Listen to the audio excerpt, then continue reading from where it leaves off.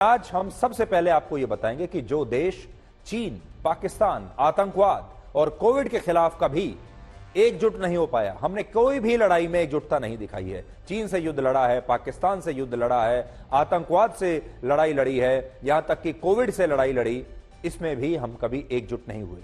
उस देश के नेता अब भगवान श्री राम के नाम पर भी एकजुट नहीं हो रहे और इससे ज्यादा दुखद कुछ और हो नहीं सकता।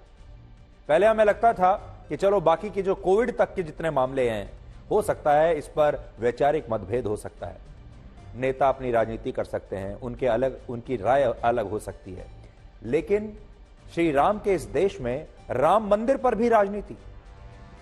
वामपंथी दल सीपीएम ने कहा है कि केंद्र सरकार राम मंदिर में 22 जनवरी को होने वाले प्राण प्रतिष्ठा कार्यक्रम का इस्तेमाल करके अपने राजनीतिक फायदे की कोशिश कर रही है और इस कार्यक्रम में प्रधानमंत्री मोदी के शामिल होने से यह संदेश जाएगा कि भारत की सरकार एक धर्म को मानने वाली सरकार है, सांप्रदायिक सरकार है और यह भारत के संविधान के अनुकूल नहीं होगा, ऐसा सीपीएम का कहना है। और इसलिए सीपीएम के नेता राम मंदिर के उद्घाटन समारोह में शामिल नहीं होंगे। अब याद कीजिए, सीपीएम वही पार्टी है जिसका गठन करने वाले नेताओं ने 1962 में चीन के साथ युद्ध में भारत का नहीं बल्कि चीन का समर्थन किया था।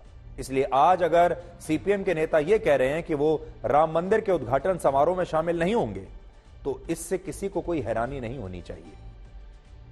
लेकिन आप सबको यह जरूर पता होना चाहिए कि सीपीएम विपक्ष के उसी इंडिया गठबंधन का हिस्सा भी है जिसमें कांग्रेस पार्टी भी शामिल है और अब बहुत सारे नेता इंडिया गठबंधन के राम मंदिर को लेकर प्रसन्न नहीं दिख रहे, खुश नहीं दिख रहे और कई लोग तो अंदर ही अंदर राम मंदिर के विचार से ही बड़े अनकंफर्टेबल हो रहे हैं।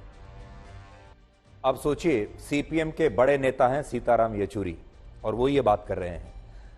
सीताराम येचुरी यानी जिनके नाम में ही सीता भी है और राम भी है, इनका तो नाम ही सीताराम है और उन्हें ही राम मंदिर के उद्घाटन समारोह से अब इतनी परेशानी हो रही है। यहां बड़ी बात यह है कि सीपीएम को ऐसा लगता है कि प्रधानमंत्री मोदी का राम मंदिर के उद्घाटन समारोह में शामिल होना सांप्रदायिकता के विचार को बल देगा। लेकिन आज हमारा सवाल यह है कि जब प्रधानमंत्री मोदी क्रिसमस के कार्यक्रम में शामिल होते हैं और चर्च में जाते हैं, उसे कोई सांप्रदायिक नहीं कहता। क्यों? जब वो गुरुद्वारों में जाते हैं या जैन धर्म के किसी कार्यक्रम में शामिल होते हैं या फिर मुस्लिम देशों की यात्रा के दौरान वहां की मस्जिदों में जाते हैं, तब कोई भी इसे सांप्रदायिक नहीं कहता, तब सबको कोई परेशानी नहीं है। लेकिन अगर वो मंदिर में चले जाएं, मस्जिद में चले जाएं, कोई दिक्कत नहीं, गुरुद्वारे में चले जाएं, कोई परेशानी नहीं, चर्च में चले जाएं, कोई परेशानी नहीं, तब तो वो धर्मनिरपेक्ष है, उसके बारे में बात भी नहीं होती। लेकिन अगर मंदिर में चले गए तो कहना शुरू कर देते हैं कि यह सांप्रदायिक है। आज भी जब दिल्ली के भारत मंडपम में वीर बाल दिवस के मौके पर प्रधानमंत्री मोदी ने सिखों के आखिरी गुरु गोविंद सिंह के साहिबजादों को उनके बलिदान दिवस पर नमन किया, तो इस पर किसी ने कुछ नहीं कहा। लेकिन इस बात से सबको परेशानी है कि प्रधानमंत्री मोदी 22 जनवरी को राम मंदिर क्यों जा रहे हैं और यह सब कुछ भगवान राम के अपने देश में हो रहा है। आपने देखा होगा, क्रिसमस के दिन प्रधानमंत्री मोदी ईसाइयों के कार्यक्रम में शामिल हुए, क्रिश्चियंस के कार्यक्रम में शामिल हुए, आज वीर बाल दिवस के मौके पर सिखों के कार्यक्रम में शामिल हुए और अक्सर वो अलग अलग धर्मों के कार्यक्रमों में शामिल होते रहते हैं। लेकिन तब कोई विवाद नहीं होता। विवाद सिर्फ तब होता है जब वो मंदिर चले जाते हैं। अमेरिका के राष्ट्रपति जो बाइडेन ने जब अपनी शपथ ली राष्ट्रपति पद की, तो बाइबल पर हाथ रखकर यह शपथ ली और वो बाइबल उनके पूर्वजों की बाइबल थी। तब किसी ने नहीं कहा कि आप बाइबल पर हाथ क्यों रखकर पर शपथ क्यों ले रहे हैं, आप सांप्रदायिक हैं। अब आप ब्लैक एंड व्हाइट में यह देखिए कि राम मंदिर के साथ आज कौन खड़ा है और राम मंदिर के खिलाफ कौन खड़ा है। दुर्भाग्य यह है कि भगवान श्री राम के इसी देश में आज भी 100% लोग राम मंदिर के साथ नहीं खड़े हैं। श्री राम जन्मभूमि तीर्थ क्षेत्र ट्रस्ट के मुताबिक 22 जनवरी के कार्यक्रम के लिए कुल मिलाकर 8000 अतिथियों को निमंत्रण भेजा जा रहा है, जिनमें भारत की राष्ट्रीय पार्टियों के अध्यक्षों के अलावा लोकसभा और राज्यसभा में नेता प्रतिपक्ष को भी निमंत्रण भेजा गया है। इसके तहत कांग्रेस पार्टी के अध्यक्ष मल्लिकार्जुन खड़गे और लोकसभा में पार्टी के नेता अधीर रंजन चौधरी को भी आमंत्रित किया गया है और उनके अलावा सोनिया गांधी और पूर्व प्रधानमंत्री डॉक्टर मनमोहन सिंह को भी निमंत्रण भेजा गया है। लेकिन अधीर रंजन चौधरी को छोड़कर सोनिया गांधी और मल्लिकार्जुन खड़गे ने अभी तक इस निमंत्रण पत्र पर अपनी स्थिति स्पष्ट नहीं की है। और सोनिया गांधी के लिए तो यह स्थिति धर्म संकट जैसी हो गई है, क्योंकि अभी तक वो ये शायद मन नहीं बना पा रही हैं कि वो जाएंगी या नहीं जाएंगी, क्योंकि नेहरू गांधी परिवार से आज तक किसी भी सदस्य ने राम मंदिर या राम जन्मभूमि के दर्शन नहीं किए हैं। कांग्रेस पार्टी के अलावा सीपीएम को भी निमंत्रण मिला है, क्योंकि सीपीएम भी एक राष्ट्रीय पार्टी है, लेकिन उसने तय किया है कि वो इस कार्यक्रम का बहिष्कार करेगी। जबकि बहुजन समाज पार्टी से मायावती को और आम आदमी पार्टी से अरविंद केजरीवाल को भी निमंत्रण भेजने की बात कही जा रही है, लेकिन इन दोनों नेताओं ने अब तक यह स्पष्ट नहीं किया कि वो अयोध्या जाएंगे या नहीं जाएंगे। केजरीवाल ने एक बार कहा था कि उनकी नानी कभी भी बाबरी मस्जिद की जगह पर भगवान श्री राम का मंदिर बनते हुए नहीं देखना चाहती थी, जबकि मायावती ने भी वर्ष 2015 में कहा था कि भारत की कुछ सांप्रदायिक ताकतों ने अयोध्या में बाबरी मस्जिद तो तोड़ दिया, बाबरी मस्जिद को उन्होंने तोड़ दिया है, लेकिन अब इन दोनों नेताओं को भी राम मंदिर का निमंत्रण मिला है। जब बाबरी मस्जिद का ध्वंस हुआ तो मैंने नानी से पूछा, नानी अब तो आप बड़े खुश हो गए, अब तो आपके भगवान राम का मंदिर बनेगा। कहती है, ना बेटा, मेरा राम किसी की मस्जिद तोड़ के ऐसे मंदिर में नहीं बस सकता।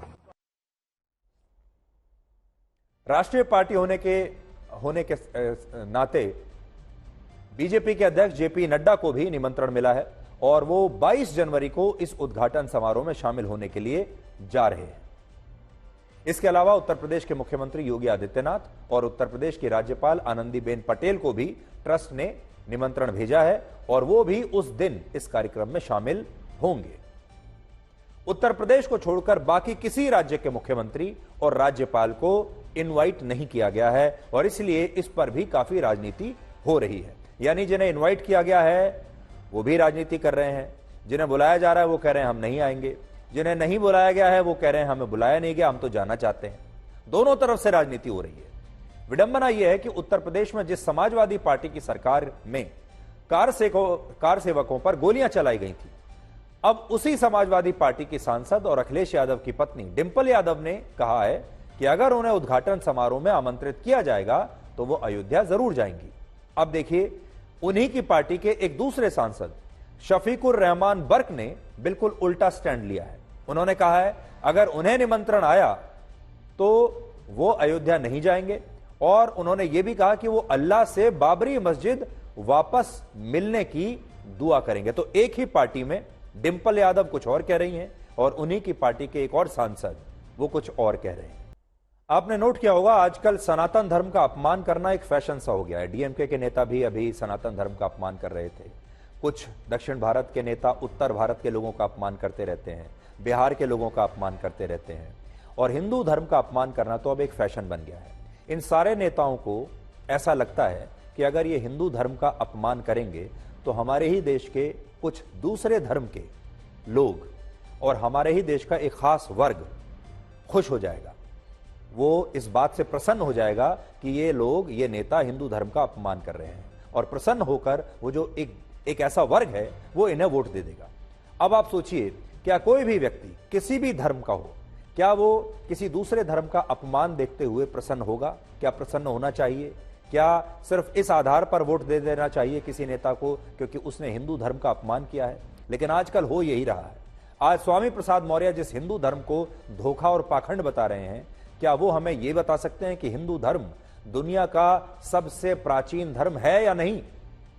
लेकिन आप देखिए, फिर भी आज दुनिया में सिर्फ 115 करोड़ लोग ही हिंदू धर्म को मानते हैं, जबकि ये सबसे प्राचीन धर्म है। जबकि जो ईसाई धर्म है वो सिर्फ 2000 साल पुराना है और ईसाई धर्म को दुनिया में 238 करोड़ लोग मानते हैं।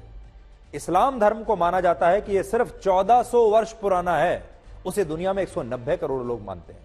और यह अंतर इसलिए है क्योंकि हिंदू धर्म में कभी भी धर्म के प्रचार प्रसार के लिए युद्ध नहीं लड़े गए। हिंदू धर्म कभी भी आक्रामक नहीं रहा। हिंदू धर्म ने कभी भी लोगों से जबरदस्ती अपने आप को कन्वर्ट होने के लिए नहीं कहा।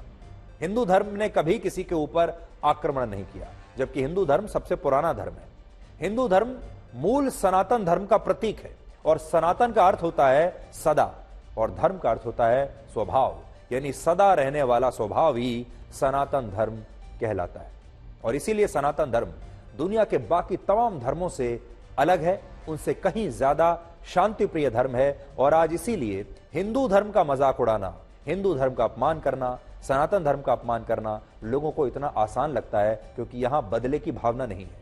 और सनातन धर्म का अपमान करके स्वामी प्रसाद मौर्य जैसे जो नेता हैं, वो तालियां बजवाकर इसी देश में बड़े आराम से चले जाते हैं, कुछ नहीं होता।